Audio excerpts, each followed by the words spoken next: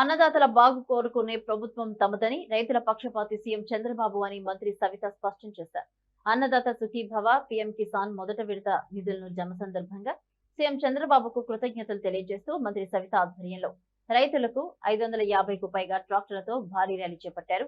శ్రీ సత్యసాయి జిల్లా సోందేంపల్లి నుంచి Penukonda market yard వరకు 9 కిలోమీటర్ల మేర సాగిన ఈ ర్యాలీలో భారీ సంఖ్యలో రైతులు, కూటమి నాయకులు, కార్యకర్తలు పాల్గొన్నారు.